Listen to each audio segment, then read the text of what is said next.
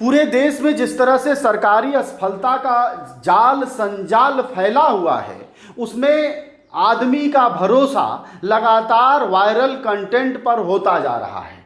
अपना हर दुख, हर इंसान, हर अन्याय की स्थिति में सबसे पहले सोशल मीडिया पर ला रहा है। ताज़ा मामला सियाचिन में तैनात एक सैनिक के घर हुए चोरी का है, जिसमें पुलिस कोई न कार्रवाई कर रही है न सुनवाई। वैसे में उसे सियाचिन बॉर्डर से अपना एक वीडियो वायरल करना पड़ा, जिसके बाद से हल्का सा प्रशासन ने हलचल ली है। मामला उत्तर प्रदेश के मिर्ज़ापुर क्षेत्र का है। वहाँ का एक सिपाही सैनिक जो कि सियाचिन में तैनात है, उसके घर में चोरी हो गई। चोरी की जिन लोगों ने की, जिन पर आरोप है, उन लोगों ने अब तक उनकी गिरफ्तारी नहीं हुई, प्रशासन ने कार्रवाई नहीं की। ऐसे में उस सिपाही ने अपना एक वीडियो बनाया है और वीडियो बनाकर भेजा है, तब जाकर प्रशासन ने थोड़ी हलचल ली है। एसपी ने एक बयान दिया है। हालांकि अब तक आरोपियों की गिरफ्तारी नहीं हो पाई है और वह सेना का जवान, जिसके लिए हम हर रोज़ देशभक्ति देशभक्ति देशभक्ति करते रहते हैं, उसकी असलियत क्या है जरा इस वीडियो में देखें। रेणुसागर चौकी इंचार्ज सिपाही गोरखनाथ यादव मेरे भाई के पीछे पड़े हुए 2 साल से। हमसे जितने लोग जुड़े हैं मुझसे मिल रहे हैं, 2 साल पुराना नंबर मांग रहे हैं और उसके कैरेक्टर का पता कर रहे हैं कि कैसे इसको फंसाया जाए। अगर सिपाही गोरखनाथ यादव की 2 साल का मोबाइल कॉल रिकॉर्ड देखा जाए और अनपरा थाने रेणुसागर चौकी में जितने मामले दर्ज हैं उन सबका नंबर मिलाया जाए तो सिपाही गोरखनाथ यादव का संबंध 75% लोगों से है, क्योंकि ये सबसे कमीशन लेते हैं और सारे कार्रवाई की गतिविधि इनको पता होता है। मैं प्रशासन के खिलाफ आज तक कोई नहीं बोला, मैं भी नहीं बोलता अगर सिर्फ सामान चोरी होती, लेकिन मेरे भाई की जिंदगी की बात है। पहला, उसे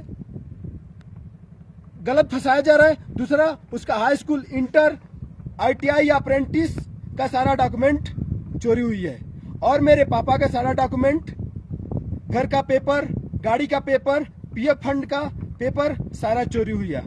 इस वजह से मैं मजबूर होके ये वीडियो बना रहा हूं, क्योंकि मैं इस देश के लिए, जब हम लोग यहाँ पे सियाचिन में आते हैं, सियाचिन से जब पोस्टों पे चढ़ने का मौका मिलता है तो वॉलंटियर आना होता है और हम अपने डेथ सर्टिफिकेट पे सिग्नेचर करके आते हैं। यहाँ की टेम्परेचर माइनस होती है और हम जानते हैं कि सही सलामत आएंगे या नहीं आएंगे। इस हालत में मेरे माँ बाप को डर डर की ठोकरें खानी पड़ रही है, जो कि उसका बेटा इस देश के लिए शहीद होने गया है। उसे पता है कि 6 माह में हमारे साथ कुछ भी हो सकता है, फिर भी वो उसके माँ बाप को सुकून से प्रशासन नहीं जीने दे रही है। मैं अगले 10 दिन बाद पोस्ट पे चढ़ जाऊंगा, मेरा कम्युनिकेशन खत्म हो जाएगा। मैं ना तो अपनी समाचार अपने माँ बाप को दे पाऊंगा, ना तो उनसे ले पाऊंगा। अतः हमारे प्यारे देशवासियों से अनुरोध है कि इस वीडियो को ज्यादा से ज्यादा शेयर करें ताकि मुख्यमंत्री जी के पास पहुंच सके और मुझे इस सारी बातों पे एक निष्पक्ष जांच हो और मुझे न्याय मिले। अब मेरे माँ बाप आप सबके हाथों में है, इनकी सुरक्षा आप सबके हाथों में है। अगर मेरे माँ बाप के साथ कुछ भी होता है तो इसकी जिम्मेवार उत्तर प्रदेश प्रशासन होगी, क्योंकि हमने चैनल बाई चैनल सबको बता दिया है। इसके बाद भी कोई कार्रवाई नहीं हो रही है, तो माननीय मुख्यमंत्री जी के पास ये वीडियो पहुंचे, बस मैं यही अनुरोध करता हूं। सैनिक ने एक वीडियो वायरल किया है और उसमें सोनभद्र में अपने परिवार के उत्पीड़न की बात कह रहे हैं। क्या है मामला और इस पर कैसे निदान किया जाएगा? ये एक एप्लीकेशन मेरे पास आई है, जो सेना में जवान है उसकी एप्लीकेशन है। उसके संबंध में मैंने जांच COPIPRI को दी है और उसने एक चोरी का मुकदमा भी अपने घर में चोरी का मुकदमा लिखा है, जिसका अभी तक अनावरण नहीं हो पाया है। इसके संबंध में भी SHO अनपरा को और यहाँ से SWAT की टीम को, दोनों को जिम्मेदारी दी गई है कि शीघ्र ही इसमें कार्रवाई करते हुए घटना का अनावरण कराएँ और उस पत्र में जो भी आरोप हैं उसकी जांच COPIPRI कर रहे हैं। शीघ्र ही उनकी जांच के आधार पर कार्रवाई की। उसने रेणुकूट चौकी पुलिस और एक सिपाही और उसके जो सहयोगी हैं सिपाही के, उन लोग पे काफ़ी गंभीर आरोप लगाए हैं कि रात रात में छापा मारते हैं और पैसे की डिमांड करते हैं और फर्जी मुकदमे फंसाने की। तो इस पर किस तरह की कार्रवाई करेंगे? उसका जो एप्लीकेशन है वो मैंने COPIPRI को दे दिया है। COPIPRI इस पर जाँच कर रहे हैं। उनकी जाँच आख्या के आधार पर जो दोषी होगा उसके खिलाफ कार्रवाई की जाएगी। जय हिंद प्यारे देशवासियों। आज एसपी सोनभद्र का बयान देखने को मिला। उन्होंने बताया कि हाँ, एक जवान का पत्र मिला है और मैंने सीओ को आदेश दे दिया है। सीओ पिपरी उस पर इंक्वायरी कर रहे हैं। तो मैं आप सबको बता दूं कि सीओ साहब गए थे हमारे घर पे, वहाँ का फ़ोटो लिया और जो आरोपी टप्पू विश्वकर्मा है उन्हीं का फ़ोटो लिए, उनको मेरे घर के सामने खड़ा करके फ़ोटो लिया। ये मेरे पास समझ में नहीं आई कि ऐसा उन्होंने क्यों किया।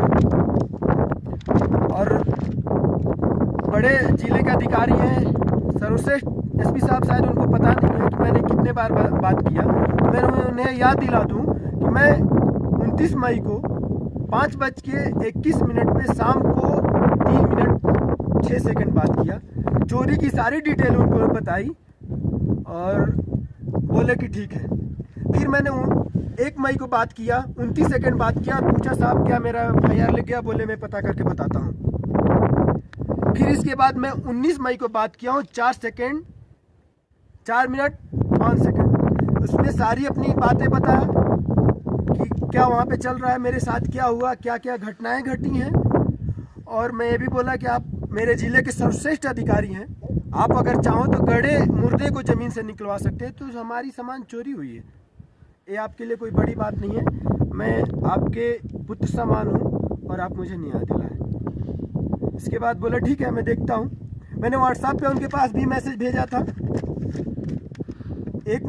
जो कि 1 मई, 5 मई, 7 मई और 19 मई और 7 जून को वीडियो भेजा। और वीडियो में सीओ साहब, एसपी साहब, आईजी साहब, डीजी साहब और डीजीपी साहब को भेजा और साथ में डीएम साहब को भी भेजा। और सब में लिखा, सब नीचे, कि मैं मजबूर होकर वीडियो बना रहा हूं क्योंकि मैं देश का एक सिपाही हूं, मुझे शोभा नहीं देता कोई भी चीज़ मैं देश के सामने शेयर करूं।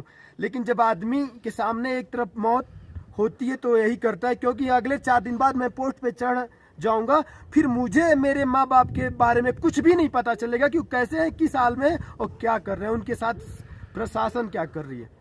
तब मैं मजबूर होकर वीडियो बनाया और सबसे पहले इन लोगों को भेजा और इनसे अनुमति मांगी कि साहब मजबूर होकर मैं वीडियो बना रहा हूँ, मुझे न्याय नहीं मिला, 40 दिन हो गए, कुछ भी मुझे जवाब नहीं मिला। आप मुझे अनुमति दे कि हाँ इस पे कोई कार्रवाई हो या मैं वीडियो वायरल करूं। किसी ने मुझे जवाब नहीं दिया कि हाँ बेटा तुम देश के लिए एक सच्चे सिपाही हो, आपका न्याय मिलेगा। लेकिन किसी ने कोई जवाब नहीं दिया, तब जाके वीडियो वायरल हुई। रही बात सीओ साहब पिपरी की, तो गोरखनाथ सिपाही को बचाना चाहते हैं, अच्छी बात है, हमसे किसी से दुश्मनी नहीं है। वो भी बेल्ट कैप की नौकरी कर रहे हैं, हम भी कर रहे हैं, वो भी देश के लिए कर रहे हैं, हम भी कर रहे हैं।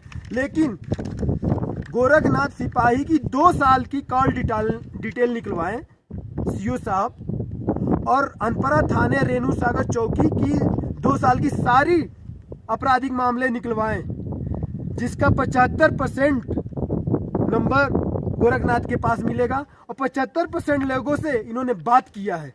खुद सच्चाई सबके सामने आ जाएगी कि मेरा भाई चोर है, मैं चोर हूँ, मेरा परिवार चोर है, या ये वर्दी में कितने वफादार और ईमानदार हैं। इस वजह से हमारे जिले के सर्वश्रेष्ठ अधिकारी एसपी साहब से अनुरोध कर रहा हूँ कि मुझे न्याय दिलाएं, मेरी चोरी हुई सामान बरामदी कराएं और मेरे माँ बाप को डर डर की ठोकर खाने से न्याय दिलाएं और उन्हें आदेश दे कि हाँ रेणु सागर में आके वो लोग रहें, उन्हें फिर परेशान नहीं किया जाएगा। अगर गोरखनाथ सिपाही उठा के 4 दिन नहीं अनपरा थाने में बंद करते तो ना मेरे माँ बाप घर डर के मान ले जाते और ना चोरी होती। अगर गोरखनाथ को मैं उसी दिन पहले दिन ही 5,000 रुपया दे दिया होता तो आज तक भी ये मामला नहीं इतना होता। तो साहब मेरी बातों को ध्यान में रखें, मैं अभी भी बोल रहा हूँ कि मैं देश का बेटा हूँ। तो आप एसपी साहब हो, आप मेरे कप्तान हो, मैं आपका भी बेटा हूँ, मुझे शर्म नहीं है। लेकिन दुख इस बात का कि जो बेटा इस बर्फ में मरने के लिए जा रहा है उसकी माँ बाप का कोई रक्षा करने वाला नहीं। बहुत साफ है कि इस देश में जिसको भी न्याय चाहिए अब सीधे तौर पर सोशल मीडिया पर जाए, अपनी बात कहे और उस कंटेंट को वायरल कराए जिससे प्रशासन को लगे कि हमारी बेइज्जती हो रही है। ऐसे में प्रशासन की स्थिति ये बनती जा रही है कि वह कार्रवाई करे या न करे, ऐसी चीज़ों पर जो वायरल कर रहे हैं उन पर मुकदमे दर्ज हो रहे हैं। खुदा न खास्ता इस सियाचिन के जवान पर सरकार उसके घर की चोरी की जाँच करा के आरोपियों चोरों को पकड़ेगी या उल्टे उस पर कोई मुकदमा लाद देगी, इसका कोई ठिकाना नहीं है।